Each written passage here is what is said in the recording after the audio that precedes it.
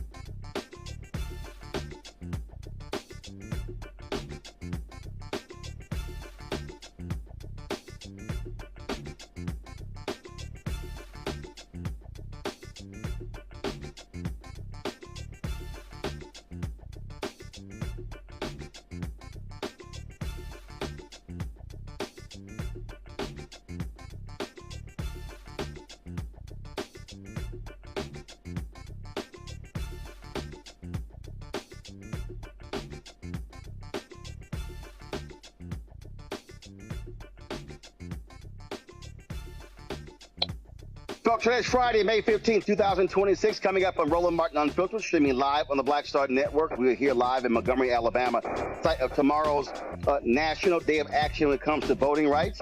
Of course, we're going to be broadcasting that here on the Black Star Network. Today, though, we're going to be talking about what's happening in Georgia. We're talking to Gerald Griggs, head of the NAACP there. The election is on Tuesday. What's going on with young voters in Georgia? They're not turning out. We'll also talk to State Representative Angie Nixon, who is staging a sit-in as we speak at the state capitol of the governor's office, Ron DeSantis. There are a number of other folks we'll be talking with on today's show as well. Lots to talk about when it comes to voting rights, when it comes to the GOP targeting Black America. Folks, it is time to bring the funk on Roland Martin Unfiltered on the Black Star Network. Let's go. He's got whatever the miss, he's on it. Whatever it is, he's got the scoop, the fact, the fine.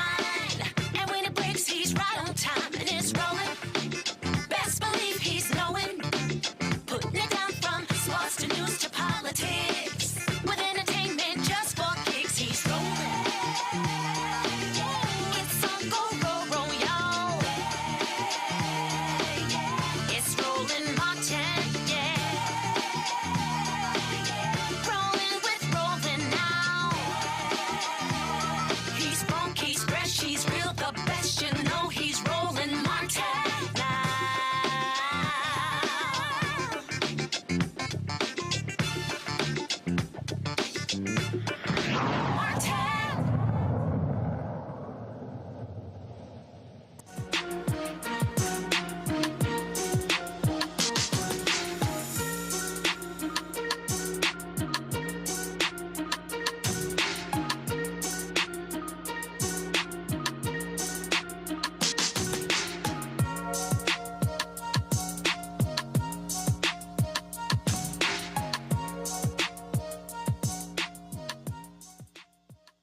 Folks, this is a live look at the state capitol here in Montgomery, Alabama, where tomorrow more than 5,000 people will be gathering here for the All Roads Lead to the South Day of Action here in Montgomery. And so, again, we are going to be broadcasting live tomorrow in about an hour. The streets are going to be blocked off behind us. They're going to be setting up the staging to prepare for tomorrow.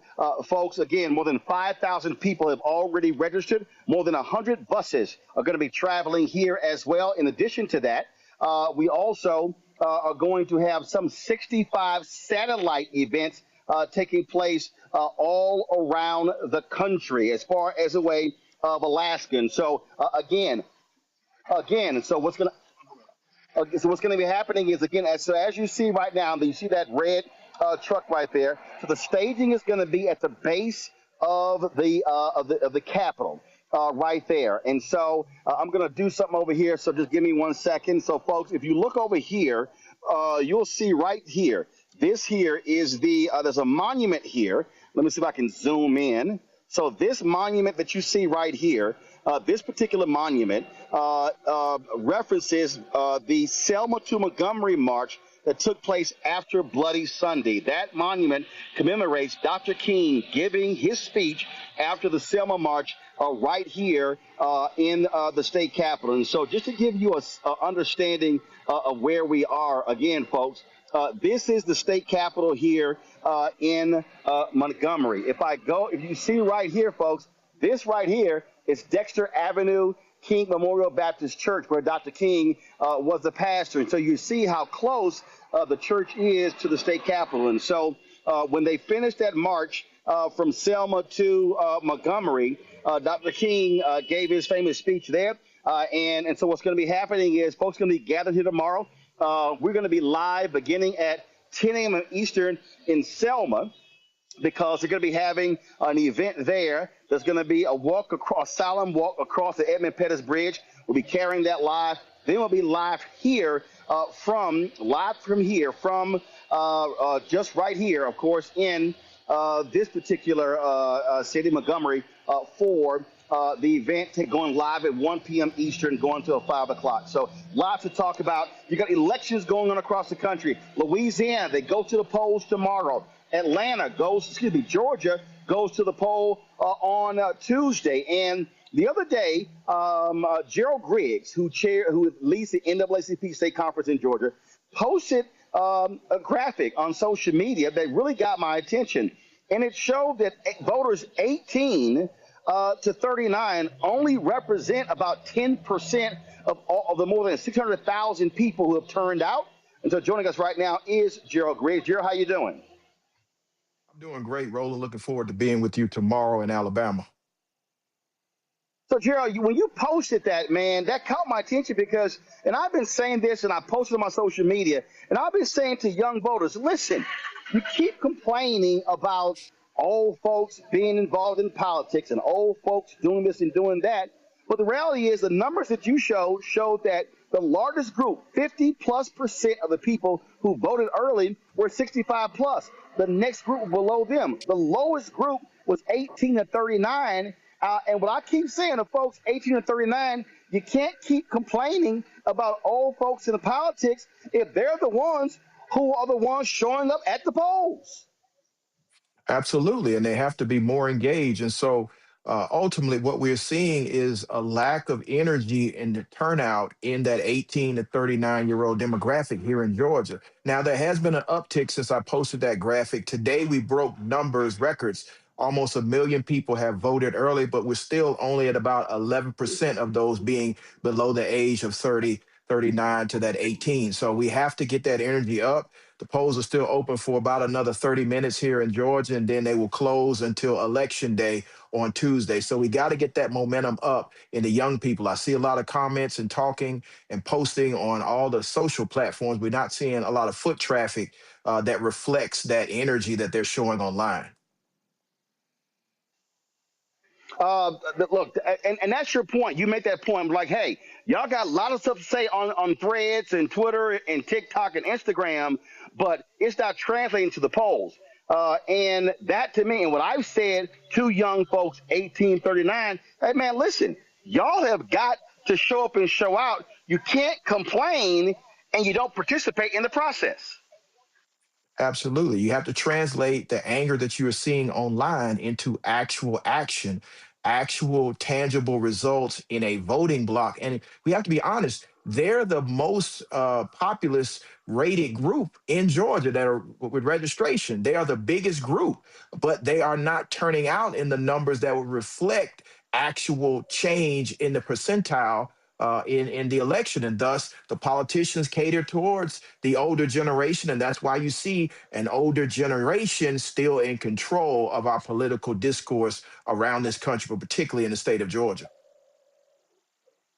Well, that's a great point there. And again, we talked about those demographic numbers when we were talking about young voters. We were talking about how they outnumber baby boomers in Gen X. But again, having numbers mean nothing if you don't show up, if you don't use your power. Absolutely. You have to turn that nominal percentile that you are above these individuals into actual political power by putting a voting base that is consistent. And I think that with what's happening in our country right now, the attack on African American voting power, it's time for the young people to accept the mantle and go do the most patriotic thing they can do possible, and that's actually vote. Turn that internet rage into actual electoral power. Gerald, of course, you have a couple of things going on. So you have the primary taking place on Tuesday, but you have two critical Supreme Court races that is for all the marbles. That's not a primary. Whoever wins on Tuesday wins those two Supreme Court seats. There's not been an incumbent in Georgia that has lost at the polls in more than 100 years. That's also because of this quirky Georgia law that says that if you resign your seat and they appoint someone, the election gets canceled, which is the stupidest thing I've ever heard in my life. And so we've had two of those candidates on, and folks better pay attention because, again, this is an opportunity to stop this hard right direction of the Supreme Court. And so that's what's going on. Exactly. And people need to understand that that election is an actual election. It's not a primary. And so you have two candidates that are running to replace two candidates on to incumbents on the Supreme Court in the state of Georgia. And as you said, it's for all the marbles. You could have an opportunity to remove the court packing that has happened by Brian Kemp by appointing individuals that have his same ideological bent.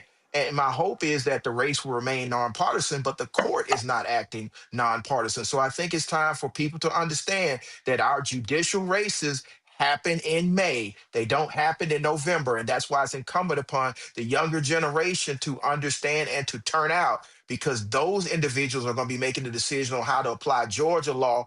And Georgia law is the dominant law here in the state. Of course, you have the federal law, but the 10th Amendment says all powers not expressly given to the federal government go to the states. And the final arbiter of the law in the state of Georgia is the Georgia Supreme Court.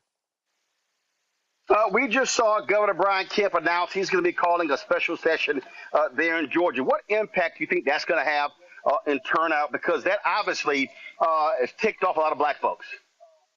Absolutely. And we've seen record-breaking response since that decision. We saw a one-day surge of over 50,000 voters just right after the decision. And today we don't have all the numbers, but I fully expect you'll see 100,000 people go early voting. We've already broken the record for early voting. And you know, Georgia likes to break records. So whenever you break a record in a primary for a state that's already breaking records, you start to see the anger become palpable and it turn into electoral victory. So my hope is that people will continue to vote. We have about 30 some odd minutes left for early vote, and then we will see massive turnout on election day.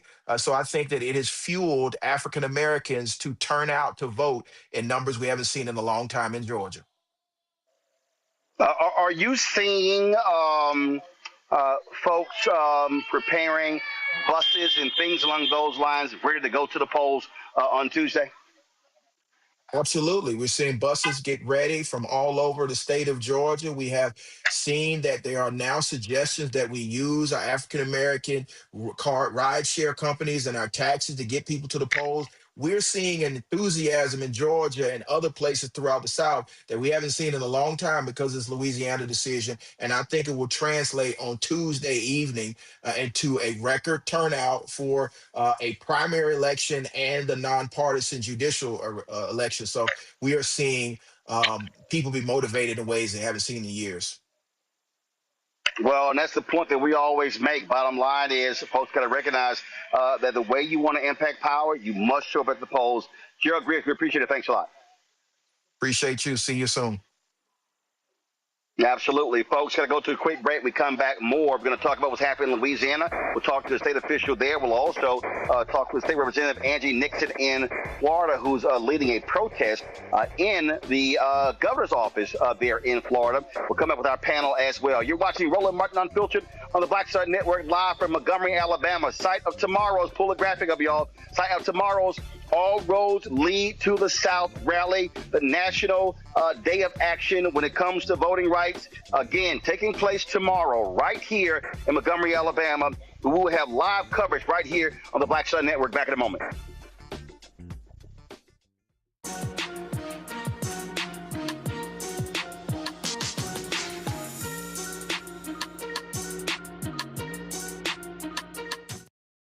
They've been trying to erase black political power since Reconstruction.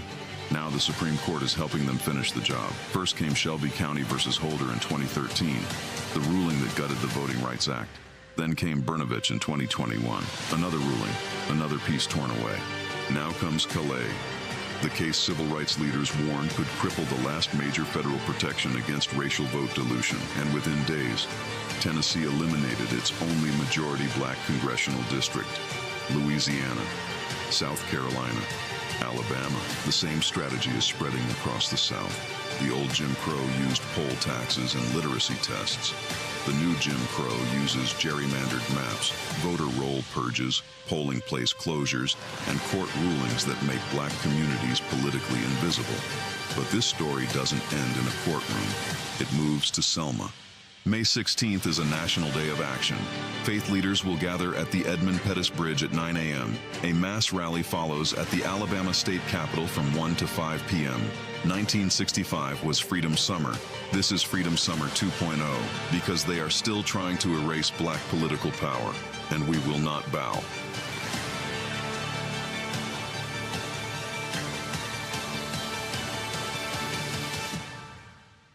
This week at the Black Table, we discuss a place, an idea, a dream, and a reality that everybody on the planet should know about. A place called Mound Bayou. What about black people creating their own country, not from the outside in, but from the inside out? That's next on the Black Table, right here on the Black Star Network.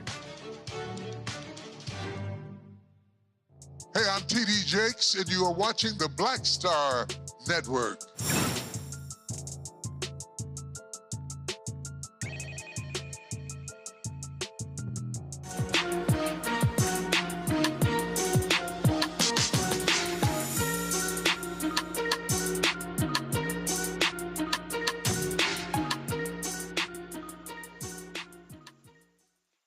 All right, folks, welcome back. My panel joining me is Dr. Avis Jones-DeWeaver. She will be, so Avis, you should be there. Let me know. Candace Kelly, legal analyst and host of Takeaway with Candace Kelly, joining us in South Orange, New Jersey. Also, Michael Imhotep, host, African History Network show out of Detroit. Glad to have all three of y'all there. Candace, I want to start with you. This is the graphic I'm talking about. This is what Gerald had posted. 696,353 people had voted. This is a couple of days ago. 65 plus, 386,209. That represents 55.5% of all people that voted. The next group, 50 to 64, 184,932. That's 26.6%. And so that's also my Gen X people. 40 to 49. 56,908, representing 8.2%. 30 to 39, 36,660, 5.3%. 18 to 29, 31,171, 4.5%. That means that 18 to 39, Candace, represents 9.8% of all people that voted. And here we are talking about fighting for voting rights. And I got to be honest, what pisses me off is that the people who are most upset, who are most angry, are folks who are 65 plus. These are the people who were baby boomers. These were the people who lived through Jim Crow. These are the people who fought Jim Crow. Again, we're standing right here. Dexter Avenue King Memorial Baptist Church is sitting right here. These are the people that made it a reality. And I'm somehow saying to this generation, you know, all this bullshit, we not our ancestors. Guess what? You're not. You're not. And I'm going to need these folks to show up, because you can't keep saying tear this system down, change the system, if you literally do not show up at the ballot box. Mm-hmm. And here's what we know, Roland, holding up my phone here. If they could vote on the phone, that would be a big difference, because this is where a lot of them live. And I'm not blaming them, but that really is just what they do. They doom scroll, and they don't understand the power and the purpose of why they are put here in terms of what they're supposed to be doing in the democratic process. But I do think that we also have a generation that has their eyes open. And they're the ones that are training. They're the ones that are becoming the next leaders. But it is not clear to the majority of the young people in that age group that there is still work to be done. And unfortunately, the Supreme Court decision has helped make people just a little more downtrodden and unable to understand that they still need to get dressed, get up, and go to the polls. It does make a difference. The battle is not over. The Supreme Court has made their decision in Calais, but we also know that states do have power.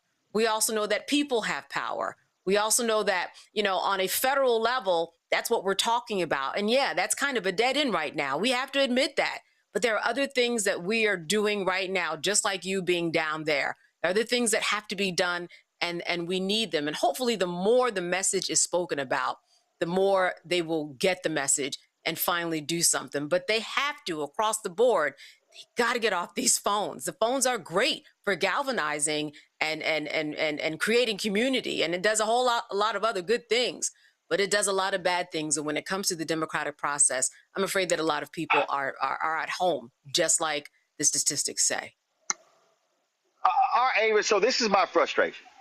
What I get is, man, y'all shouldn't be calling out young people. You shouldn't be dogging young people. You shouldn't be challenging them, and you should be, you know, helping them along. Okay, Avis, this is really my problem. We were waiting for the walkthrough, and me and the staff, we went to go see the parsonage, the Dexter Avenue parsonage, where Dr. King lived. This was the house that was where a stick of dynamite was thrown on the porch that almost killed Coretta Scott King and a woman from the church and Yolanda King, who was in the house. Okay, Dr. King was 25 when he came here. John Lewis, 19. I think about Marion Barry. I think about Diane Nash, James Bevel. I think about all these people, C.T. Vivian. Think about C.T. Vivian was one of the older folks. Andrew Young was one of the older folks. The civil rights movement was a collection of a whole lot of young people. I'm sitting here, there's this mural in the basement here of Dexter Avenue, and they had all these folks on the wall, and James Farmer, James Foreman, who was SNCC. They had on that wall John Lewis, Stokely Carmichael, H. Rap Brown, Huey P. Newton. And I sit here and go, I need people to understand, these were young people who were involved. So excuse me if I can't offer excuses for folks 18 to 25 by saying, oh, they're young. Well, you're exactly right. It kind of reminds me of the saying, hard times make strong men make good times make weak men make hard times. And I feel like we are in that cyclical process right now, because you had men and women who were fighting a very hard and oppressive system. Many of them did not live to see the end of it. And they fought it for years and years in spite of the danger associated with it. I know for me, I'm the first person born in my family that was born literally with her voting rights intact. This is not an ancient time ago. I don't think I'm ancient, okay? It's not that long ago. And so here's the thing. There was a break and I want to put some of the responsibility on those people who are in my generation and millennials, perhaps. We have to take responsibility to teach our children their history.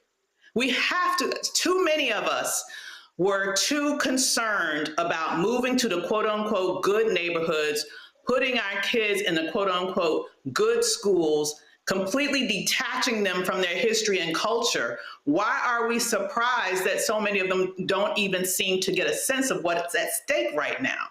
I know for me, I was very intentional about teaching my sons when they were small, ever since before even they started kindergarten.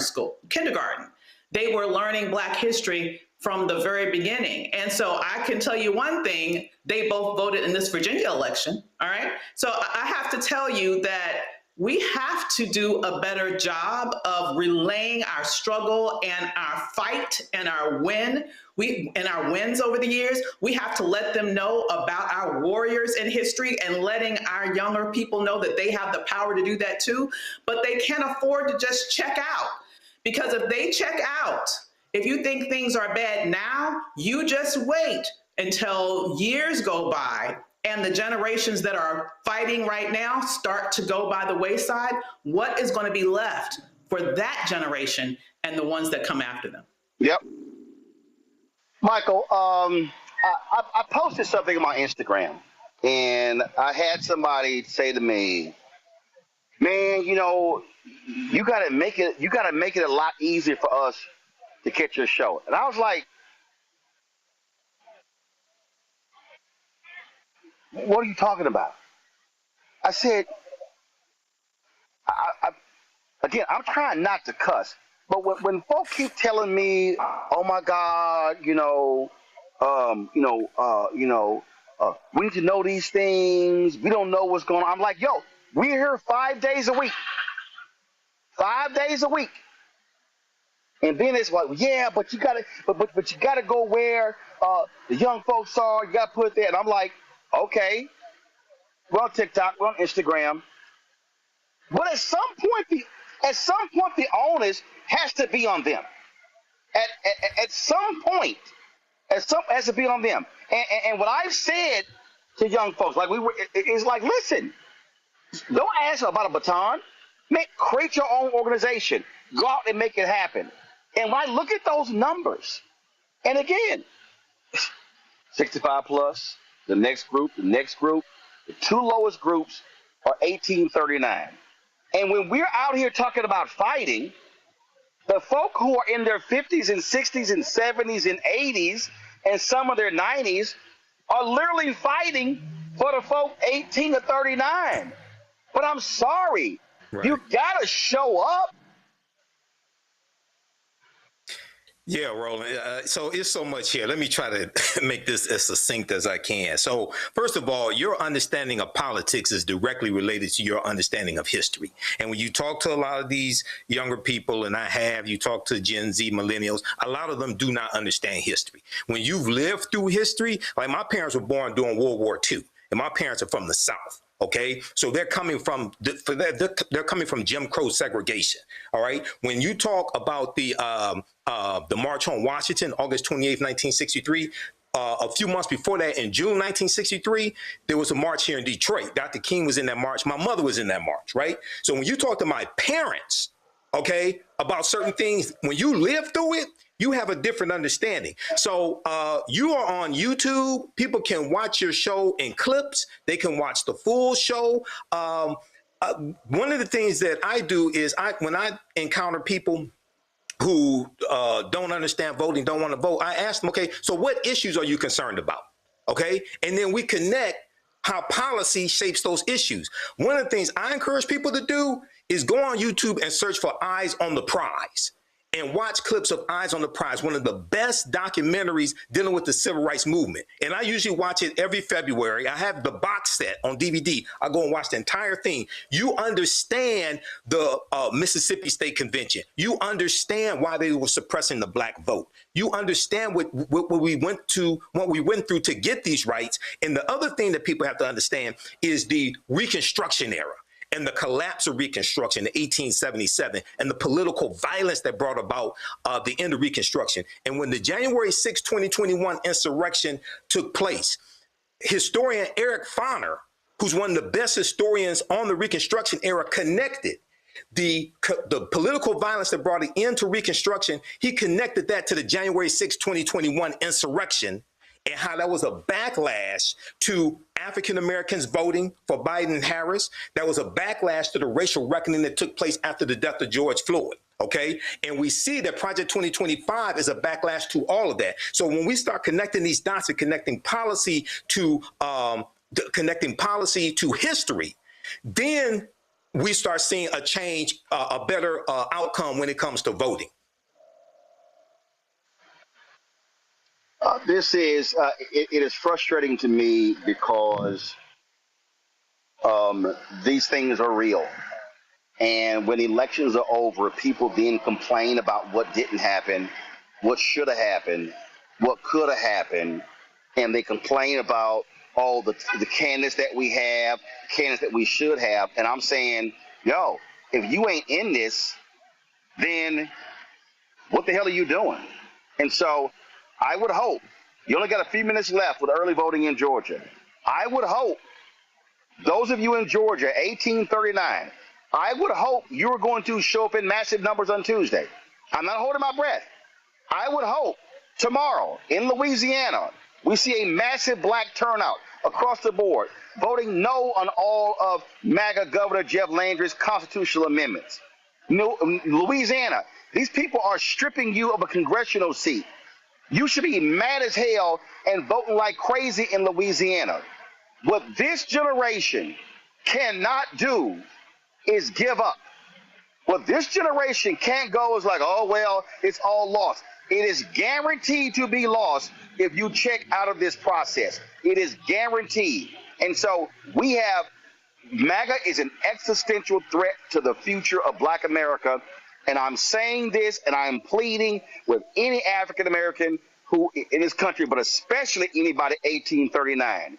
If you actually listen to these fools who tell you not to vote, understand that they are stupid, because you cannot find somebody white telling white people do not vote. You cannot find somebody Latino telling Latinos do not vote. You cannot find somebody Asian telling Asians do not vote. It is sadistic to have Black people literally saying to other Black people, you voting, it's the waste of your time. And then they start getting into, well, the Democrats and the Republicans, and I'm telling you right now, one of them is going to win. You can sit here and have a pie in the sky and hope. No, one of them is going to win. So you had better pick somebody who is going to either do the least harm or who you have a better shot at being able to advance an agenda. But if Black people check out, you can say bye-bye to economic power.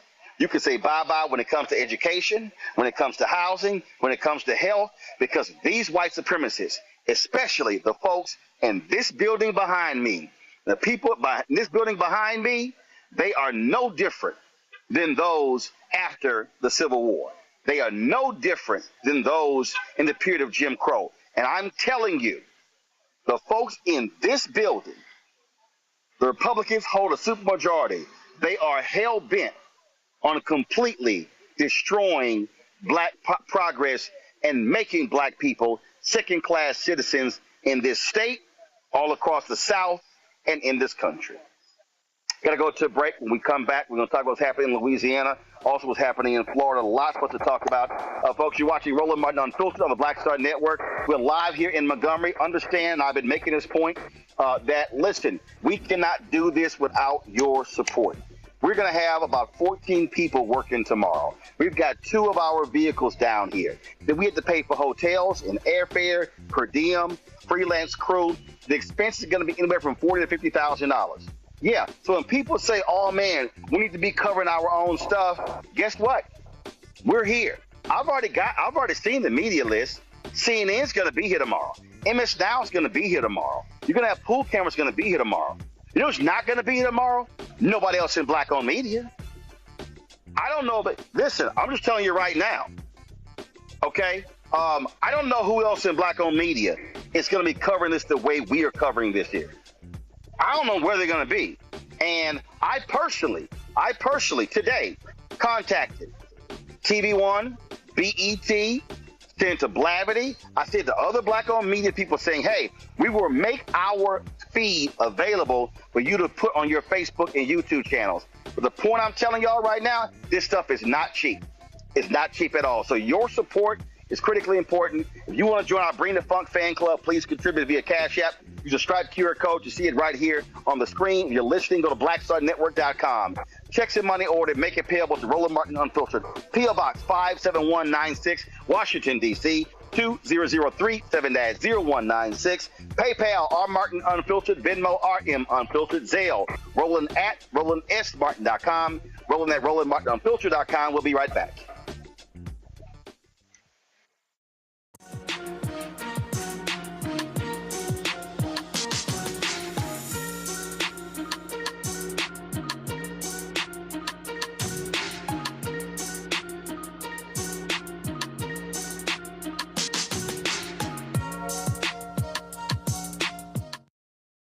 Been trying to erase Black political power since Reconstruction.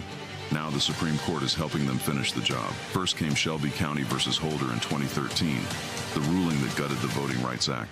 Then came Brnovich in 2021, another ruling, another piece torn away. Now comes Calais, the case civil rights leaders warned could cripple the last major federal protection against racial vote dilution. And within days, Tennessee eliminated its only majority Black congressional district. Louisiana, South Carolina, Alabama. The same strategy is spreading across the South. The old Jim Crow used poll taxes and literacy tests. The new Jim Crow uses gerrymandered maps, voter roll purges, polling place closures, and court rulings that make black communities politically invisible. But this story doesn't end in a courtroom. It moves to Selma. May 16th is a national day of action.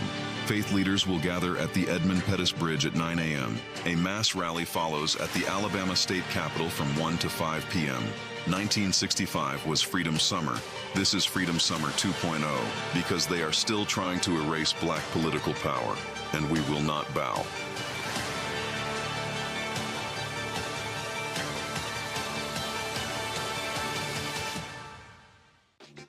My name is Bill Duke, and you're watching Roland Martin Unfiltered.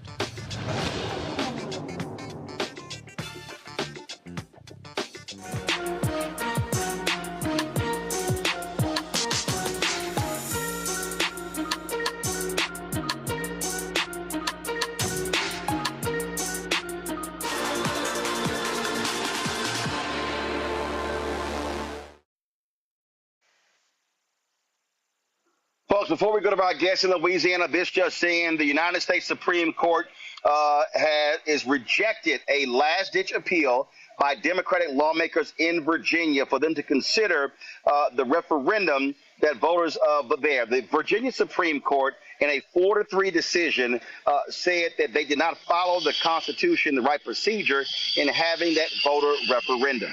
Well, they appealed to the U.S. Supreme Court today. They have rejected that appeal from the state of Virginia. That means that Democrats are looking to potentially pick up just 2 seats there, as opposed to having that 10-1 map pick them up 4 seats in Virginia. Speaking of seats, Louisiana is going to be losing 1 majority black seat because of the actions there. Joining us right now to talk about this is Royce Duplessis, Louisiana State Senator, and Regina Ashford Barrow, the Senate President Pro Tem.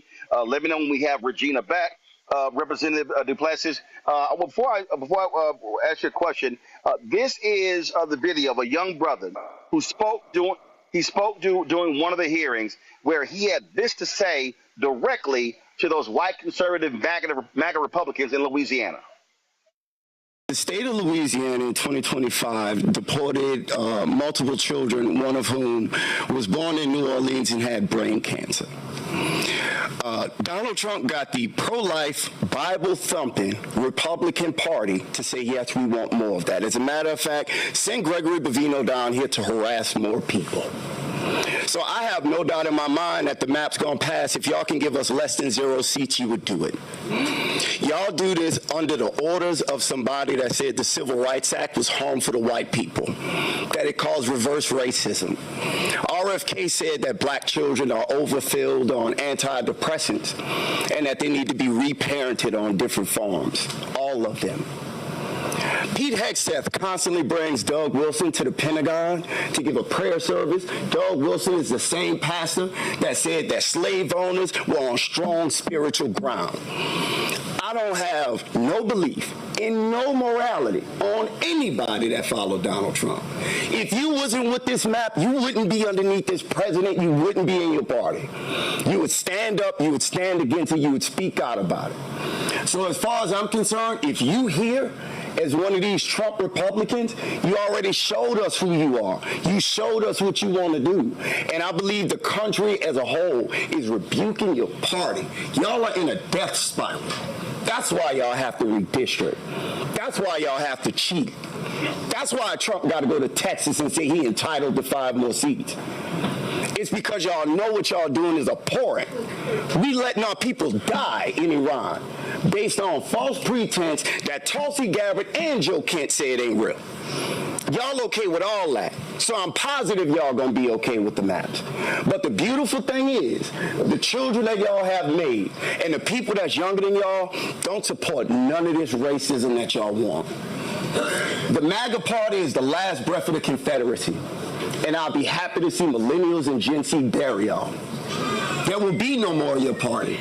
The midterms gonna come, y'all gonna get wiped out. Trump gonna get dragged out of the White House, and I'm gonna love every second of it. Because y'all loved every second of the suffering that he caused to everybody in this country. And worldwide, we starve in Cuba. We bombed Nigeria. We holding Zimbabwe and Zambia hostage for their minerals. We don't want to give them aid support.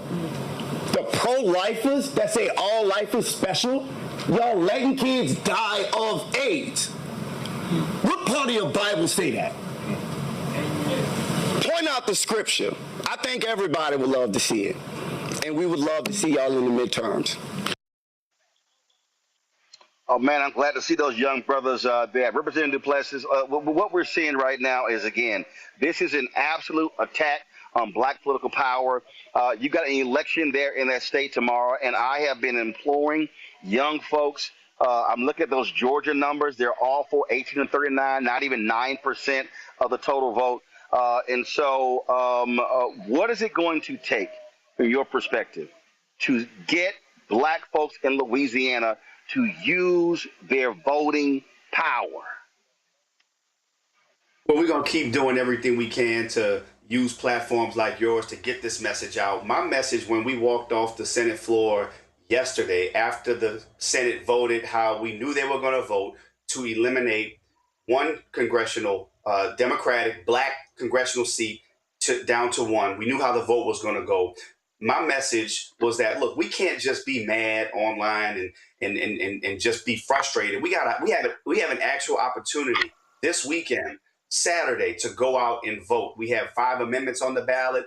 We have a U.S. Senate race. And we have to turn that frustration and that anger and that rage that the brother Marshawn so brilliantly articulated in that committee hearing, which I sat in. I sat in a 10-hour-long committee hearing, and that brother spoke truth in a way that we have not heard put so clearly in a long time. And that's a young brother. And I know it's a lot of other young brothers and sisters who feel just like him. So look, it's still a lot of disenchanted young people. It's still a lot of disaffected young people who feel like their vote doesn't count. This won't happen overnight, but I think we do have a rare opportunity to turn this horrible decision by the Supreme Court and this horrible decision by our governor to cancel the election, to turn this into something positive, and that's to go out this Saturday and vote. Our numbers are up in Louisiana, actually. Senate President Pro Tem Regina Ashford Barrow, to that particular point, I mean, our only way out of this, I mean, we saw what happened with the Supreme Court in Virginia. We saw how the Supreme Court has just completely done things differently when it comes to Louisiana. They were the ones who ruled that it was unconstitutional, and then they're letting Louisiana move forward, changing the election when before it was like, oh, no, you can't change elections 4, 5, 6 months out. They said, oh, a week out? Yeah, go right ahead. The only way out of this is to issue these people a dramatic, major beatdown at the ballot box. And that means, this is why we're here in Montgomery, we're going to have the largest black voter registration effort since the 1965 Voting Rights Act, or I dare say, since Obama's election in 2008. I totally agree with you. First of all, let me just say I love the hat. I absolutely love the hat. But I totally agree with you, and I believe that we have to go back gotta to block it. the... It's a lot of sun out here. It's a whole lot of sun out here, so we're going to block it out. You're doing a great job of blocking it out, and it looks good on you. But let me just say, in all seriousness, I came up in the era when my grandmother was she was like the president of the First Ward Voter League in Gonzales. And so I've been learning how to campaign since a little girl. Like, we did grassroots campaigning. We went and got people and we brought them out to vote. And I heard your panel before. Those are some of the things we have to do today. Now, I was encouraged by the number of young people that showed up this past week at the Capitol, even on a short notice, and actually spoke truth to power, and actually were activated and ready to go out and do something. And I believe it has ignited a fire in Louisiana. I want to bring in right now Florida State Rep Angie Nixon. Have all 3 of y'all at the same time. You have been protesting a sit-in at the office of Florida Governor Ron DeSantis. You got arrested earlier today as well. And listen, I saw your protest on the floor there. I saw the protest in Louisiana. The white Republicans in Tennessee are mad at the black folks and the women because they protested. And in fact, they're so racist. They took all the black people and all the women off of committees, but they did not remove the white male Democrats from their committees. Representative Nixon, I mean, this is all hands on deck. This is where civil disobedience, nonviolent disobedience is a requirement. This is just not business as usual. We got to be sitting here lighting these folks up, and I just don't have time for playing nice with the other side. Right. No, you're absolutely right. And so thanks for having me. Yes, I just got arrested and was just released. And now I'm outside the Leon County Jail in Tallahassee, waiting on two other folks that were arrested alongside me. Look, y'all, at the end of the day, this is all about power and control. And these folks that are in power right now, they're doing everything they can to stay in power, including illegal, unconstitutional things. And so we have to be strategic. We have to work together. We have to organize. Yes, we have to do massive amounts of voter registration. Yes, we have to get out to vote. But we also got to hit these people where it hurts. And where it hurts is their pocketbook, right? A lot of these elected officials that are pushing this bad legislation, right, who are actually appointing a lot of these judges, right? These folks are bought and paid for by these corrupt corporations and these greedy billionaires, these Elon Musk and Peter Thiel and Jeff Bezos of the world. And so we need to actually come together and figure out strategically who we need to boycott so that we can hit them where it hurts. You know, they are getting richer. Yep. Meanwhile, people are struggling, and it's not good. And we need to let people know that if they don't do politics, politics is definitely doing us. It's doing us at the gas pump. It's doing us in the grocery line, right? It's doing us every which way. Like, our healthcare premiums are going up, and it doesn't have to be this way. I believe that if we actually start electing hardworking, everyday people, I believe things would change. I believe hardworking people should get to shape what their communities look like and what their economies look like. And unfortunately, the people that are shaping our communities and our economies are these greedy billionaires and corrupt corporations. Representative Plessis, I won't name the state, but I can tell you right now, there's an effort underway to list the businesses that a number of the state representatives and state senators in this particular state own, and the plan is to launch an economic boycott. Absolutely. This is about using everything. If these folks are going to try to penalize black folks in Louisiana, then black folks in Louisiana absolutely should be responding the best way they can. Look, the fact of the matter is, Roland, is that they're taking something from black people. They're taking representation. They're taking something from Democrats, they're taking something from independents even. They're pushing for a one-party system. And we know who largely makes up this one-party system. They're using political party as a proxy for race. And that's what Justice Ketanji Brown Jackson said you should not do, we cannot do, even as they work to strip the Voting Rights Act. And the way that we have to respond is the way you just said. We have to take something from them. And that's by not supporting or just being complicit and just going along as though everything's okay, because it's not. It's not okay. These rights were not given to us because people were just being generous. People fought, people bled, people died, people gave so much just for us to have these protections in place. And for them to just take them away in such a manner, we have to respond. Absolutely. And Speaker Pro Tem, let me ask you this here. So the decision in Louisiana, which district do they wipe out? Is it the district of Congressman Cleo Fields? I know there was talk about wiping out both of them. So exactly what was that decision there in Louisiana? So the decision here in Louisiana, and my colleague, Senator DePlessis, and I were, fighting to maintain both of those congressional seats, right? He, myself, and Senator Jenkins, who serve on the committee, were all fighting to maintain both of those minority-majority districts. But the seat that they actually took away is the seat that represents me directly here in Baton Rouge. And now the seat is going to be primarily in New Orleans.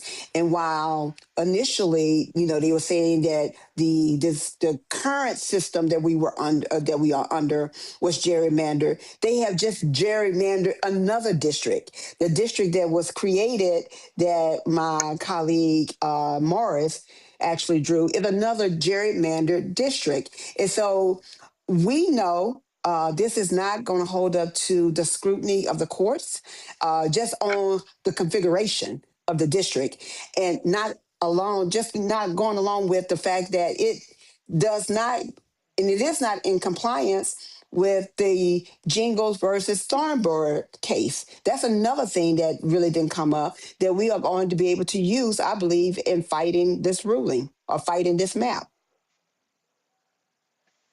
Representative Nixon, we're waiting for, of course, for the Florida Supreme Court to rule in that case. We don't have much hope because that's been packed by sycophants of Governor Ron DeSantis. You've got elections there. You're running for a higher office, and you got your primaries in August. I saw a poll out today showing MAGA Republican Byron Donalds up 9 points in the governor's race against David Jolly, up a similar amount against another candidate, Sheriff Demings. And so we've seen Democrats nationally just ignore Florida. What are you seeing there on the ground? And what are you also seeing from Latinos there? Because they screwed over Puerto Ricans. They screwed over Latinos in Florida. And again, are they as pissed off as black people? Well, what are you hearing? Do you believe that you're going to see righteous indignation and anger from them? So give us a sense of what's happening in the Sunshine State. Yeah, for sure. So we are winning here in the state of Florida. Like a month or two ago, we actually won a seat. We flipped a seat in the state Senate in the Tampa Bay area, and we actually flipped a Florida House seat in the Palm Beach area in Mar-a-Lago, where Donald Trump lives, right? And so folks are pissed, folks are upset, and so people are ready for something different, right? But what we know is come hell or high water, right? Like Republicans are going to turn out en masse, and so it's going to be important for us to elect candidates in the primary that actually don't just say they're running against Trump and anti-Trump, like that can actually inspire folks, right? People right now want a message of hope, a message of change. That's why President Barack Obama was so successful. The fact of the matter is, like, a lot of us, like, we used to being oppressed, particularly here in the state of Florida. We really need we need hope that we can actually get out of this mess and that we can get some tangible things, and we need to make sure that we're electing the right candidates. And so, but I do believe, like, we're on the right track. We flipped some other seats locally across the state, and so it's just going to take more resources. So what I'm asking, right, is like for more people to make donations here, for people not to turn their backs on us here in the state. This is the third largest black population in the country, and for folks to just turn their back on Florida is like wild to me, especially since we're ground zero for where a lot of this bad legislation pops up in other state legislatures, as well as becomes federalized on the federal level. A lot of those bad bills and policies that Donald Trump has started to push during his, his second bout in office, right? They came from Florida. He was like emboldened from what Ron DeSantis did. And so I am hopeful, though. That's one of the reasons that I'm running, to really just try to galvanize the base and let them know that we deserve more, and it doesn't have to be this way. And the fact that they have money to actually do the things that we want them to do is just that they've been putting it in, the campaign, into the hands of the folks that donated to their campaign coffers, right? And so if we make sure that we have folks with the moral clarity, with the people at heart, and in their minds, right, like, then we can actually change the trajectory of our country. Absolutely. All right. So I got three panelists. I want them to ask y'all a question. And so panelists, direct who you want your question to go to. First off, let's go to Avis. Good evening. In terms of the sister in Florida, what do you think, given everything that's going on in Florida, you have a very hostile governor. You have just a state that has a long history of being extremely bold in their violence and hatred towards Black people. What message of hope would you give to the citizens, your fellow citizens in Florida, to let them know that this is not the time to retreat? In fact, just as you bravely did, this is the time to fight. Yeah, for sure. And so the message that I would give to them is that, especially Black folks, is the fact that we are, we are living, breathing testaments that when you cling to hope, even in your darkest moments, like change can happen, right? Because a lot of us came from people that were stolen from their country, stripped of their native tongue, right? Threatened to be killed if they learn to read. And so, like, we are our ancestors' wildest dreams. And also, I like to tell people, like, look at what happened in New York. The fact that the mayor there, he closed the $12 million gap. He was able to do that without cutting services, actually improving services and adding more on. Like, we can do that here in the state of Florida. The fact remains that they have the money to do what is needed to expand Medicaid. They have the money to make sure that our VPK is a full day, actually even expanding VPK to 3-year-olds, right? And doing, fixing up our infrastructure. They literally spent over $500 million standing up a raggedy-ass modern-day concentration camp down in Alligator Alley. So they have the money to do the right things. We just have to elect the right people. And there are people who are beholden to only the people. And so I'm telling folks, like, we cannot give away our power. If our vote didn't matter, like, they wouldn't be doing all these things to strip us of our right to choose who our representatives are. And so they're afraid. Right? Like, and so I let folks know, like, we should see that and get excited, right? We should get excited about the possibilities of what we can build here in our country. We all want the same things, right? Even some of the folks that are voting the wrong way, and that's to be healthy, prosperous, and safe. And again, like, we're winning here in the state of Florida. We just need more resources. And what we see is, like, when we put the right folks in office, even like we just won in Miami, the Miami mayor's race went blue after decades, right? And so, like, that woman is putting things in place to actually help the community at whole. And so, like, we can win and we can change what our country looks like. And so we just gotta get to work. Michael. Okay, so this deals with Louisiana, if I could. And I was just trying to find out, I know we've talked about, and Gary Chambers has been on here before and talking about low voter turnout amongst African Americans in Louisiana. And we see that Governor Jeff Landry suspended the congressional election. Okay, here for the primaries, right? So for those on the ground, for African Americans, what is their response to what Jeff Landry just did? Is it sinking in for people who didn't think the vote was so important, or don't understand? Are they better understanding what's taking place right now? Because these people are playing for keeps. Okay, and it's like a lot of us are still trying to figure out what's going on.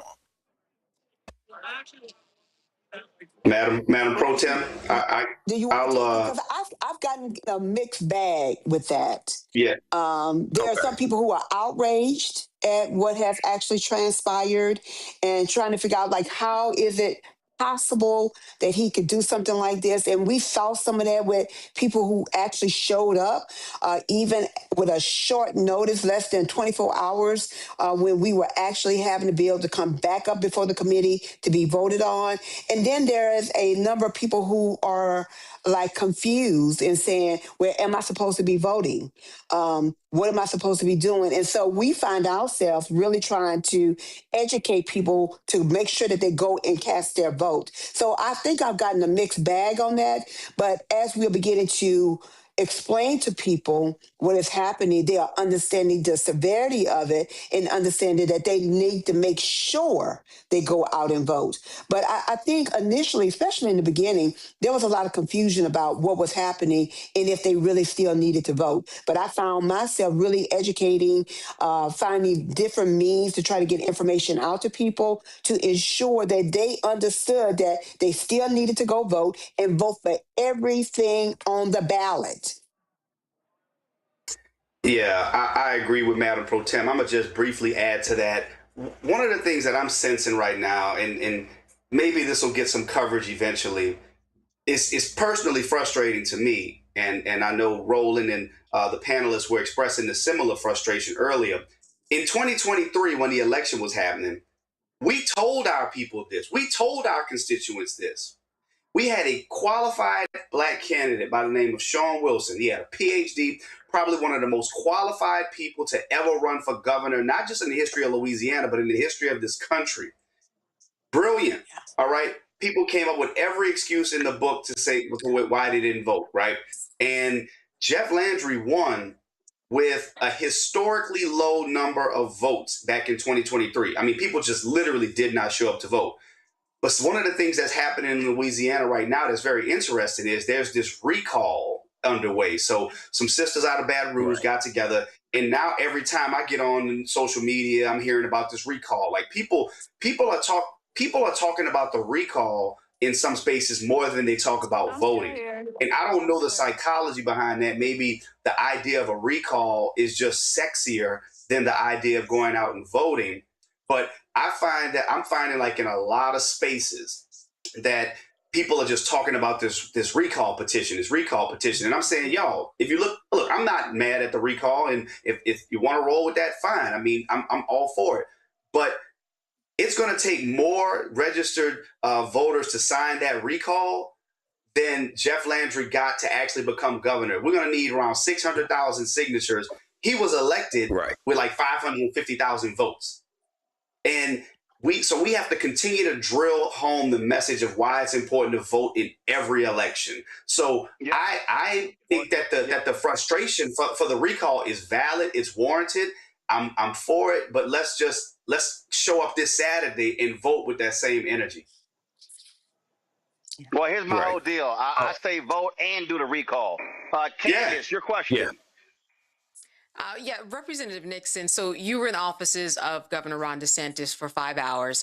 What was it like during that time? And then the arrest, what were you told?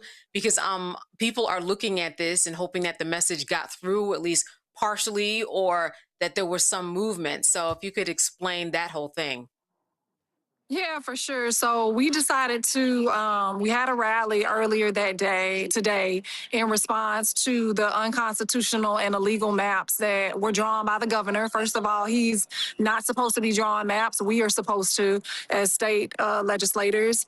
And we walked over. And we went to the governor's office because we wanted to have a conversation with him. And they said that he wasn't there. He was out of town. And they said that they were going to get a staffer. They never got a staffer. So we waited. Like, we wanted to wait and have a conversation with him because we wanted to demand that he actually call another special session, because he loves to call them, right? Call another special session so that he can actually allow us to redraw maps that were actually constitutional and that were what the voters agreed on. Because back in 2010, we voted to put a ballot amendment. We signed petitions to put an amendment on the ballot, and we voted on that, the Fair Districts Amendment, that stated that we would not be allowed to gerrymander and draw maps in a partisan fashion, right? And so that is exactly what he did. And that is exactly what Republicans voted in support of. And so we wanted to have a conversation about that. And I want to say that he basically is making it so that 4 districts that were Democrats will now go potentially towards Republicans. Sorry. And then I also want to highlight that back in 2022, he did something similar. This wasn't the first time like I actually led a protest on the House floor. I led a protest on the House floor in 2022 when he unconstitutionally removed 2 Black congressional districts, right? And then, like, so now, right, like I got a formal reprimand on yesterday, right? They wanted to chastise me publicly in an ethics and rules committee. And so we were just fed up. And so we went to the governor's office and we waited, right? And nothing, like he just avoided us, didn't send out a staffer. And so we are hoping that with my arrest, with the arrest of 3 other people here in the state of Florida today, that we're able to amplify the fact that Ron DeSantis and the Republican lawmakers here in our state have failed Floridians.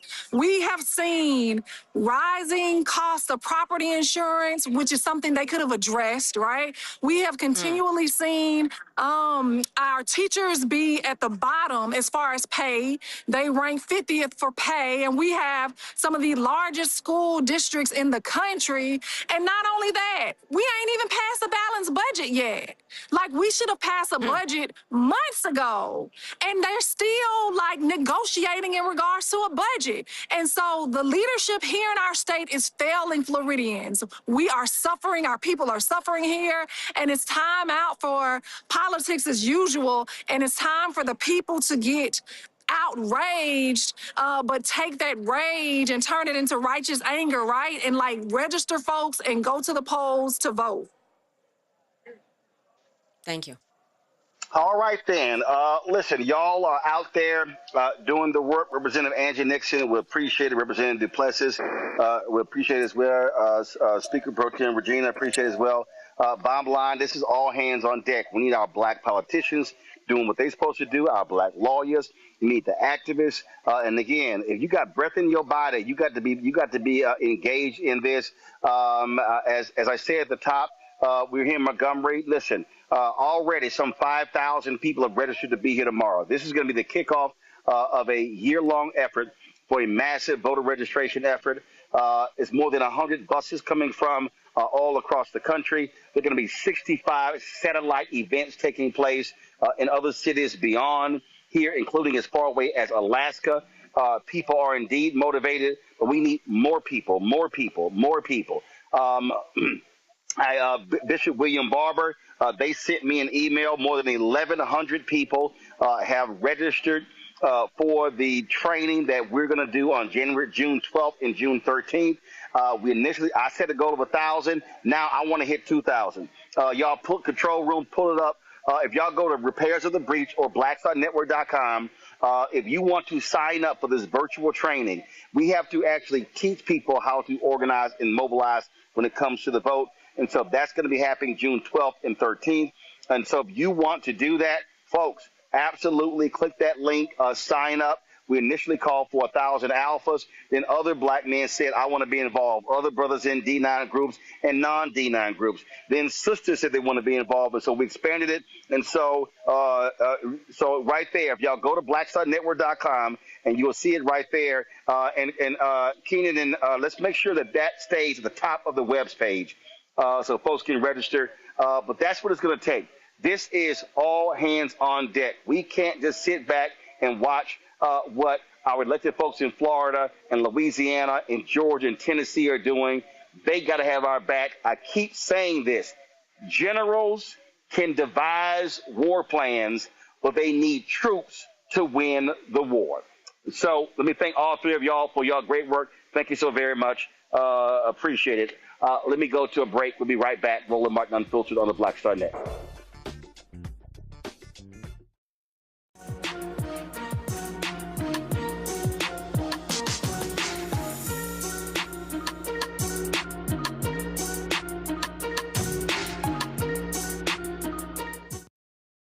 They've been trying to erase Black political power since Reconstruction. Now the Supreme Court is helping them finish the job. First came Shelby County versus Holder in 2013, the ruling that gutted the Voting Rights Act. Then came Brnovich in 2021, another ruling, another piece torn away. Now comes Calais. the case civil rights leaders warned could cripple the last major federal protection against racial vote dilution, and within days, Tennessee eliminated its only majority black congressional district.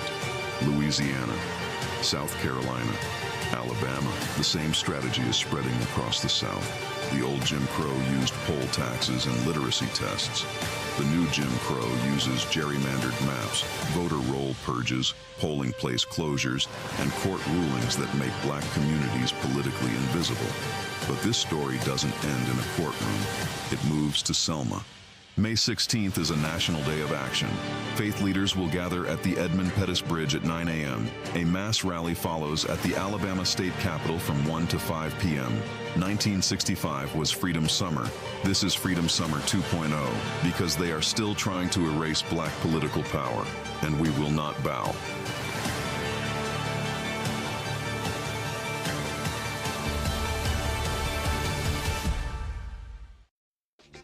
My name is Bill Duke, and you're watching Roland Martin Unfiltered.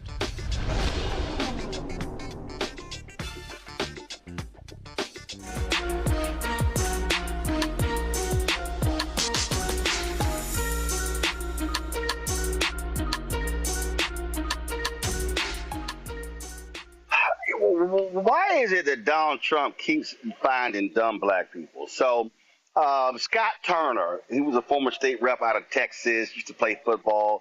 Trump named him to be his Secretary of Housing and Urban Development. And Lord have mercy, he went before the United States Senate this week and sounded completely ridiculous. New York Senator Kirsten Gillibrand just lit his ass up. And so I just had to show it for y'all. Roll it. Secretary Turner, you and I have a lot of shared values. Yes. We also have a lot of shared goals. And I listened to your opening statement about those shared goals, and I just don't agree with how you're getting there because I don't know. I mean, I get it to say we don't want to fund programs if they're not working well enough. We don't want to fund programs if they're creating dependency and they're not moving people to where they need to be in society. I fully understand that, but I'd like to see the results. If your way, not funding all these programs, is better than the way this committee has tried to address homelessness over decades, I want to see the results. Where is the homeless data report? It is over a year late, and that would give us the data to see if your theory about how to address homelessness actually works. Actually, well, thank you, Ranking Member Gillibrand, and you're right, we do share some of these values. The way that we get there, I think, differ at times. But we're happy to continue. And we've had a great working relationship. And what I will say, and I offer this, is number one, the point in time report in the Biden administration, HUD, said that we had 770,000 people in America that were homeless at one given time. And this is with record funding. So we have record funding, but yet we have an increase in right. So what is your record? Yes, You've ma'am. had this job for well over a year. I just want to know, did you get the number down? Do we have 700,000 homeless still, or is it 1 million or 1.5 million? So I get you want to do things differently. Indeed. And this committee will support you as long as the goals are good. Okay, but good. where's the results? The report is delayed over a year. Over a year. Can I offer this to you? Yes, but we have no. I just don't want to hear about what you don't like about the Biden administration. You're in charge. Yeah. You have a vision. Let's see it. Let's see the results. And you know what I do? I thank God that I'm in charge so we can do stuff different. Because the plays that were ran before I got here, they failed. I've been here. Let me speak, if you will. I got here. You said I have been here a little bit over a year. But you all had, during the Biden administration, 4 years. Stop talking about Biden. Funding. Talk about your record. Funding. This is so inaccurate, unhelpful, and doesn't let this committee do our job. Chair, if I may, the point in time report would be out by now if we did not have an unprecedented government shutdown. It would be out by now. If we weren't in constant litigation, it would be out by now. HUD has a great form. We have a great team, and we move very expeditiously. In what way does litigation? We could not work during Mr. the Secretary, shutdown. I think you're obfuscating. I'm not what obfuscating. way I'm just does stating litigation the facts. slow down your report? A government shutdown helps us to not be able to work. It was a government shutdown. That, but tell me about the litigation. The point in time report would be out right now if we did not have a government shutdown. Irregardless of all of that, during the Biden administration. Record funding. Oh my God. If you talk about, it's like record funding. It's like two children saying, I didn't do it, my brother did it. That's what I have Stop to with the go off of. excuses. That's what I have to go off of. Explain record funding, your record. Record homelessness. We have to do something different. Okay, switch topic. If after I'm gone, Switch topic. Honestly, after I'm gone, if it's still record funding and record homelessness, you know what? After you're then you'll gone be able to is same too thing. late for But the it families that are suffering in New York today. It's gonna Do you get know what better. it's like It's to gonna be a get homeless better. little girl who has to have a Girl Scout troop just for other homeless little girls because that's all they have? Yes, That's ma'am. the only consistency they have in their life. So I get I you do have a different understand. vision. It's happened in my family. Yes, ma'am, I do I need to understand. know I'm not if your talking to you stuff about is what I've working. heard. I'm talking to you about what I know. And what I do know, the Housing First model failed. Record funding and record homelessness, I don't care what administration it is. You would not run your own household budget this way. I get you it. would not run You've been your in charge for business over a this year. way. I just want to see You results. would not run your business this way. You would not have a business. So why is this okay for the American taxpayer? It's not okay. Here's another question. Totally different topic. We agree that one of the programs that we think does work is being able to provide vouchers, tenant protection vouchers. Tell me, will HUD issue guidance for these tenant protection vouchers? Senator Gillibrand, I have talked to my team, and they have assured me that we will take care of those tenants that are in need for their voucher situation. But will you issue the guidance for the vouchers? Yes We or will no? take care of those that are in need. My team has assured me. Okay. And we're happy to work with you. If you want more information, I do I'm want more telling you, information. we have been I want assured much that we more will take information. care of those tenants that are Okay, in so need. here you go. You've made a promise. You're going to take care And of we'll them. keep it. You want to take a different tact. You don't want to use the vouchers, is what I hear you're saying. I didn't say that. I did not say Well, that. let me know, because we would like the vouchers to be used, number one. And if you're not going to use them and you're going to take care of them, I would like to know within the next few months that you have done so. Oh my God! I mean, under Biden, Michael, she was sick of hearing that crap, and she should have jammed him up. Yeah, she should have jammed up Scott Turner because he is doing the bidding of the Trump administration. He didn't want to talk about how many people are homeless under the Trump administration, and I don't think he even knows. He may not even know what it is. Now, the other thing that's important to note is that they want to gut the protections of the Fair Housing Act of 1968. And remember, Donald Trump and his racist daddy were sued by Richard Nixon's Department of Justice for discriminating against African Americans in leasing apartments. Okay, they settled. Okay, they settled out of court, and then they were sued 3 years later. Once again, so there's an antipathy that Trump has for the Fair Housing Act also. But this, this is the consequences of elections. I hate to say it, once again, this is how you get people like this. But 2 million more people voted for Trump than Kamala Harris. And this is what you end up with. It's accountability. And, they love to see they keep blaming. These folks refuse to accept any level of responsibility, Candace. Yeah, it was not an answer. It was the performance of an answer, and then it wasn't even that good of a performance. I agree with Michael. I don't think he knew the answer. It was like he had been on vacation and this was his first day back and no one caught him up. How can you get on that floor and not know exactly what they're going to ask? You can anticipate all of the questions that are going to come to you because you have the topic that you're going to be talking about long before. I'm not sure what to say about him except that he looked ridiculous and he I just don't think he had the answer, just like Michael said. But it really proves, kind of the level of leadership, if you will, that is out there and how they're not connecting the dots in any way except to try to connect it to the Biden administration. In plain English, it's like he was filibustering himself. He didn't have the answer. I don't even know what to say about him, but I am sure that someone hopefully will be talking to him about what to do the next time, because that is not how you get on that floor in order to answer a question. I'm going to keep this thing as simple as I can, Avis. what I saw reminded me of somebody saying back in the day, "That boy dumb."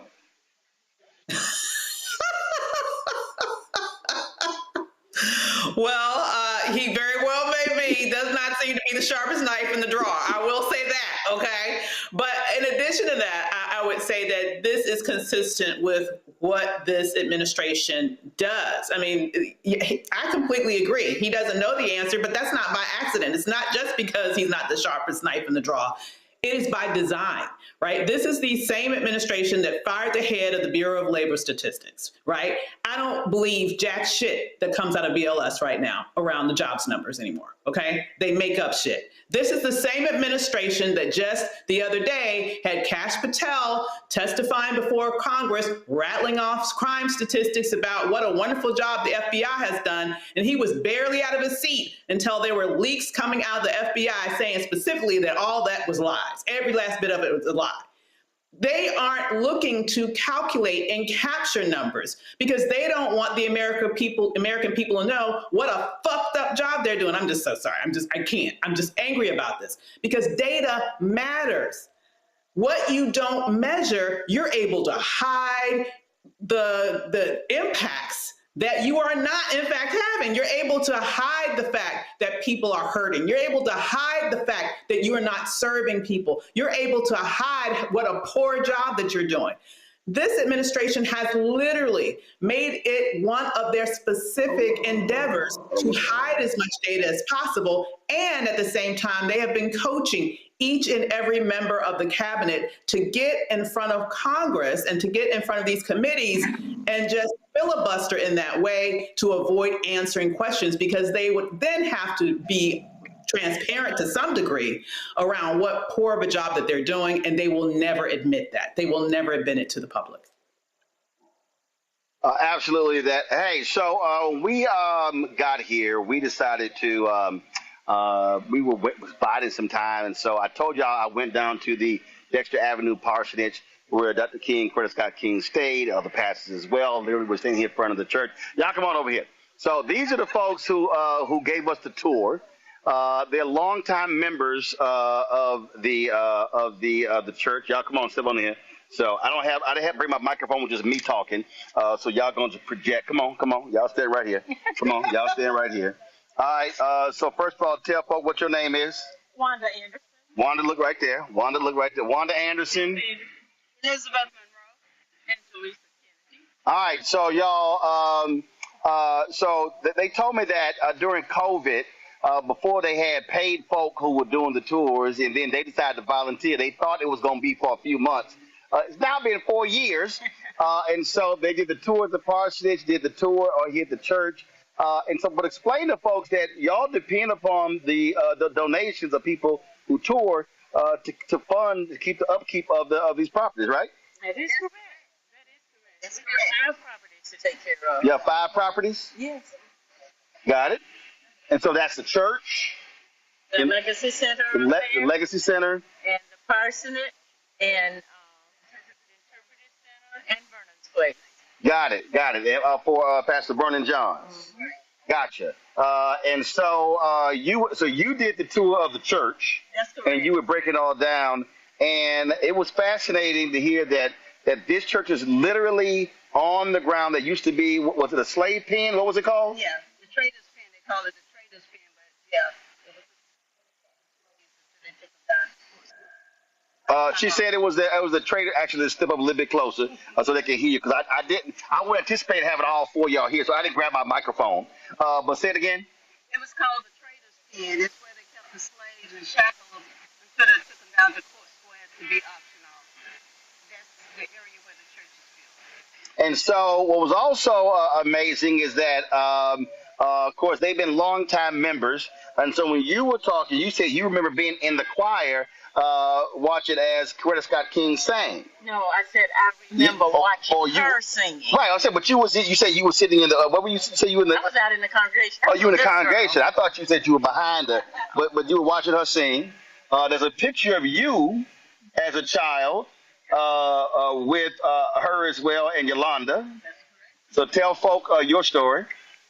Well, I really don't have a story. My grandfather is responsible for bringing people to Texas. So your grandfather was responsible for bringing Dr. King to Dexter. Gotcha. All right, cool. Cool. Your fondest memory. I wasn't a member. Yeah, but still, your fondest memory being a member of Dexter Avenue. Well, a lot of my teachers were members of Dexter Avenue Baptist Church. Lab High, where I went to school. And y'all still out here handling y'all business, doing well. And So we were all families. 4 generations Dexter, 6 generations Dexter. So you the youngin' in this group. But we all went to school together. Okay. Now, so if people watching want to support the upkeep of these 5 buildings, where do they go? Is there a website? Where do they go? We do have a website, and there's a QR code on there. That they can, Okay, but we ain't got the QR code, so you got to tell them the website, Wanda. Website. What's the website, Wanda? You put me on the spot. Which is the church's website? I'm trying to get y'all some money. Now, come on. Carol, look up. Carol, look it up right now. She's looking up right now. All right, so while she's looking, what are the hours where people, if they want to go to the interpretive center or come to the church for tours? We're in the interpretive center every Friday and Saturday from 10. For every Friday and Saturday, 10 to 4. They have to call us. All right, so they want to come during the week. They got to call and schedule an appointment. At least a week in advance. And that number is 334. Oh, praise the Lord. She know the number. 334 261 3270. 334 261 3270. 3270. All right, then. Well, I appreciate it. Y'all keep, And we'll call them back. leave a message and we'll call them back. And we're going to get that website because Wanda can't remember what the website is. I appreciate it. Nikki, what's the website? All right, y'all. At least Nikki know what it is. It's DexterKingMemorial.org. DexterKingMemorial.org. Y'all be sure to support the upkeep of our historic institutions. I appreciate it. Thanks a lot. All right, then. Remember that website next time, Wanda. I'll write it down. There you go. All right. All right. Let me go to a quick break. I'm gonna come back with our final story. Fox News showing their usual racism, and I'm gonna tell you all about that right here. Roland Martin Unfiltered on the Black Star Network.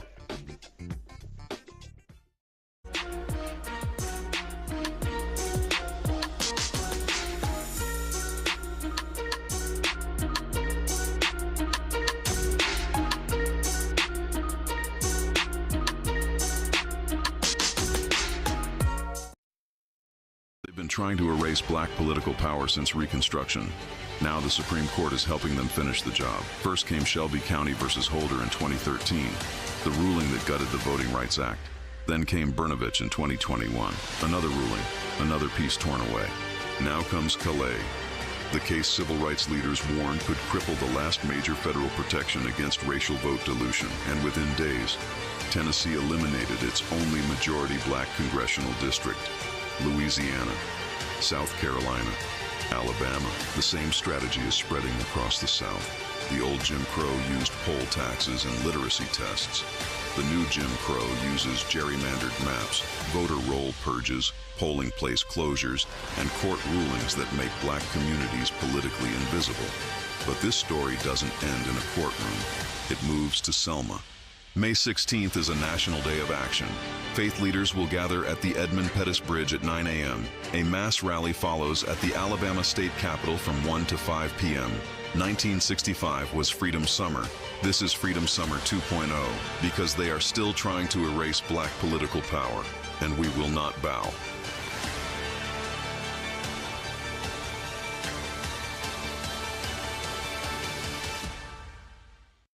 I'm Ryan Wilson, CEO and co-founder of The Gathering Spot, and you're watching Roland Martin Unfiltered on the Black Star Network.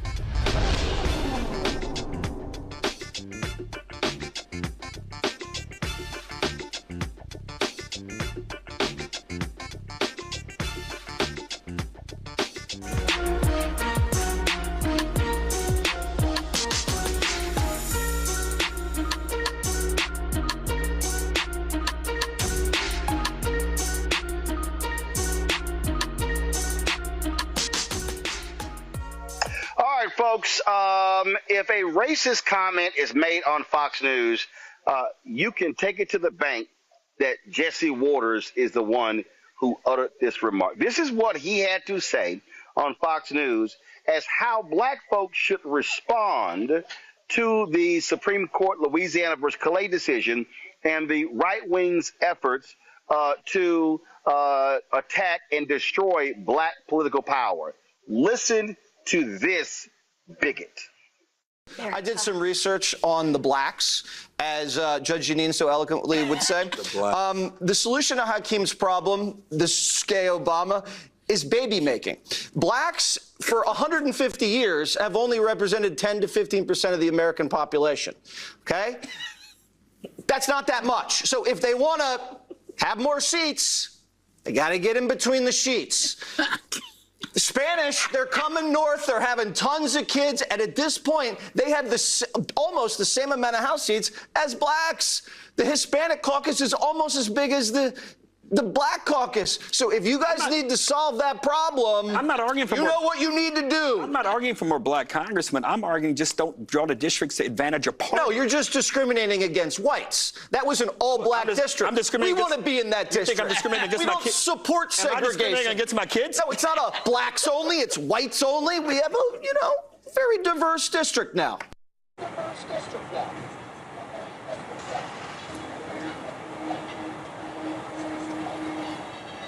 Run that back. I did some research on the blacks, as Judge Janine so eloquently would say. The solution to Hakeem's problem, this gay Obama, is baby making. Blacks, for 150 years, have only represented 10 to 15% of the American population, okay?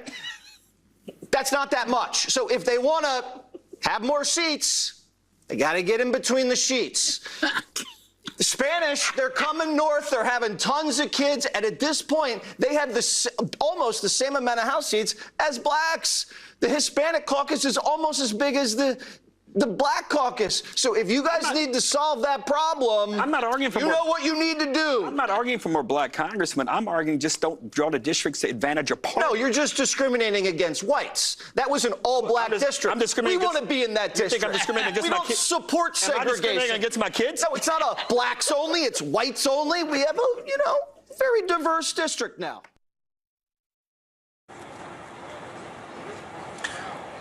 I am, Candace, just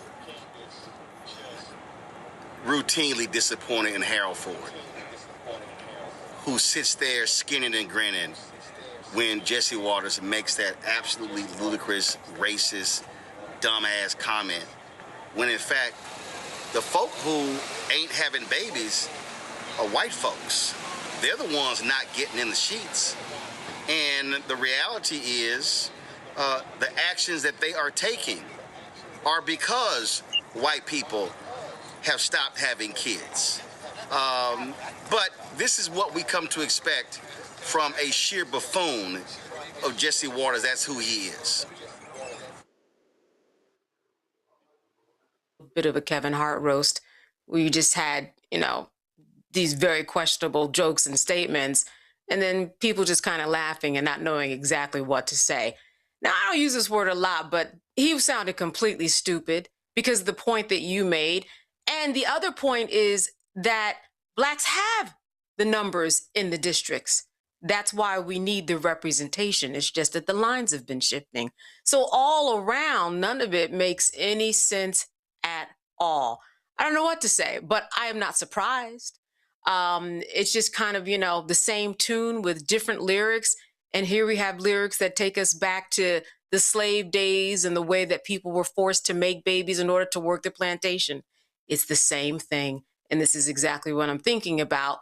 And when I hear his tone, when I hear his disgusting rhetoric and hear his tone-deaf way of trying to express what democracy is all about.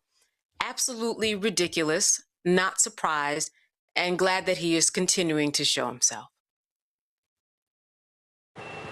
And of course, he's trying to be cute there, Michael, by saying the blacks. Yeah, it's so much here. So let me keep this brief. So first of all, Jesse Waters is a complete idiot. Okay, now he's talking about the Louisiana case. All right, and it was not a all black district. Okay, it's majority black district. Well, two majority black districts, but African Americans are 33% of the state population in Louisiana, right? He has no problem with the majority white districts. Okay, notice that. He has no problem with the majority white districts. He has a problem when you have these two majority black districts. So then he talks about African Americans should have more babies. And we've dealt with this on the show before, Roland, how the New York Times a few years ago had the piece, white people have the negative birth rate in 26 states out of 50. But also, we see that in February of 2026, for the first time in the history of this country, the majority of births of children were of minority babies. So it was 50.4% minority babies. So what he says, it absolutely makes no sense. But he's trying to deflect from the racist gerrymandering that's taking place and saying the answer to that is for you to have more children. No, the answer to that is stop being racist and draw the maps fairly. Absolutely. Avis? I'm not really trying to make an argument about, the politics of it. Let's just be real. What we witnessed is the quiet white conversations that typically happen in white spaces when no black people are around, or when safe black people are around, like Henry Ford, who sits there and wants to giggle and laugh and talk about the fact that, oh, well, I wasn't talking about race. I don't want them to do it by just, and it's really it's really interesting because his whole political career was ended because of a racist ad. And he's going to sit there and now sell his soul to sit there and shuck and jive for racists on national TV. I hope he's proud of himself. But what we just saw there was a display of what typically happens among racists, but it was just put there on full view for all to see. Lastly, I will say, to your point, Roland, you have seen a lot going on right now with the right wing trying to incentivize white people to have more children. Truth be told, this is the whole reason why they went after Roe v. Wade. They want white women at home birthing more babies. They are right now pushing an agenda where they're trying to actually pay them to have babies. I just saw a couple of days ago a report literally on Fox News where they were whining and complaining about how low the teenage pregnancy rate was. You have white lawmakers across the country trying to pass legislation or barely getting legislation knocked down that would allow them to be able to marry basically teenagers.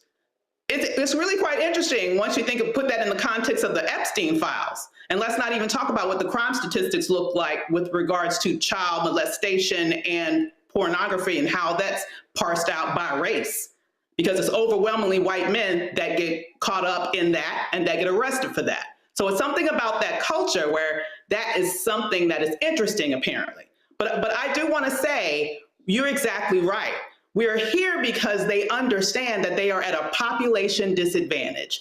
And they are creating a system now through this gerrymandering where they're trying to create a system where they will no longer even need the majority in numbers to win. If they can just gerrymander the system enough, they will always win because they have stacked the cards to their favor. But at the same time, they are terrified about being a minority white nation. And they are doing everything they can right now by hook or by crook in order to turn the white birth rate around, even though they're going to use this opportunity to be racist with regards to discussing black birth rates. All right, let me thank all three of y'all being on today's panel. Avis, thanks a bunch. Candace, I appreciate it. Michael, thanks a bunch as well. Folks, we are here in Montgomery, Alabama, where tomorrow the All Roads Lead to the South Day of Action for Voting Rights, National Day of Action for Voting Rights, is going to take place. So as you see behind me, they're already getting ready. You've got security that's already lining the street here as well. And so you see them, they are putting up, let me just go ahead and show y'all here. I'm going to zoom in as I can, much as I can. You see they over here putting up the main platform. So you see that. You see just to the right, you see our tent right there. That's where we are going to be set up to do our broadcast. We are going to be here. First of all, so let me explain to you what's going on Saturday, beginning at 10 a.m. Eastern, 9 a.m. Central Time. We are going to be live in Selma, Alabama. We're going to be live in Selma. They're having a church service from 9 to 10 or 10:30. Then what they're going to do is they're going to then leave the church, and then they're going to then, let me just point this camera back down, sorry y'all. Then they're going to leave the church, and then they're going to then make their way over to the base of the Edmund Pettus Bridge. And then what they're going to do, they're going to have prayers there. Then there's going to be a silent, solemn walk across the Edmund Pettus Bridge. They're not shutting the bridge down. They're going to be on the side. And so we're going to live stream all of that. We're going to have a couple of cameras that are going to be there. So we're going to be covering all of that. And then that's going to close. That's going to close out around 11:30 Central. 11:30 Central, 12:30 Eastern. Then at 1 p.m. Eastern, 12 p.m. Central, we will start our broadcast from here. We're going to start our broadcast from here at 1 p.m. Eastern. And so what's going to happen is the pre-show is going to start at 1:30 p.m. Eastern. The speakers will start at 2:30 p.m. Eastern.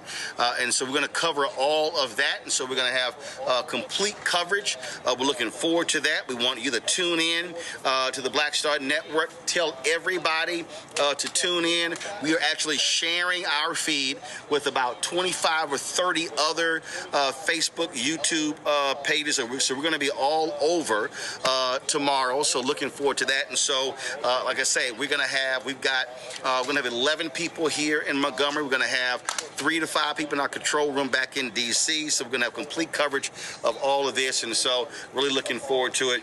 And so again, all roads lead to the South. Go to the website, allroadsleadtothe.south.com. More than 100 buses are going to be coming here. We're going to have, of course, 65 satellite events taking place across the country. Don't forget, black folks, tomorrow in Louisiana, you go to the polls. Vote no on all 5 constitutional amendments that are on the ballot. So please, we need all of y'all to maximize the vote in Louisiana. Tell all of your friends. And so, again, the kickoff to Freedom Summer 26, where we're going to be focused on the largest mass voter registration of black folks since the 1965 Voting Rights Act, is kicking off tomorrow. We'll have live coverage right here on Roland Martin Unfiltered on the Black Star Network. So tune in to us. Go ahead and put it on your schedule. There's no one, and I'm telling you right now, CNN, MS Now, none of those folks, they are going to have the kind of coverage that we're going to have tomorrow right here. And that's why black-owned media matters, where we center African Americans. And so your support is critically important. I already told y'all, it's going to cost about $40,000 to $50,000 for us to be here. In fact, I'm about to go to store to see picking up another Wi-Fi unit, because we want to make sure that we have a strong signal tomorrow. So that's what we're working on right now. And so your support is critically important. And so it's real simple. We need you.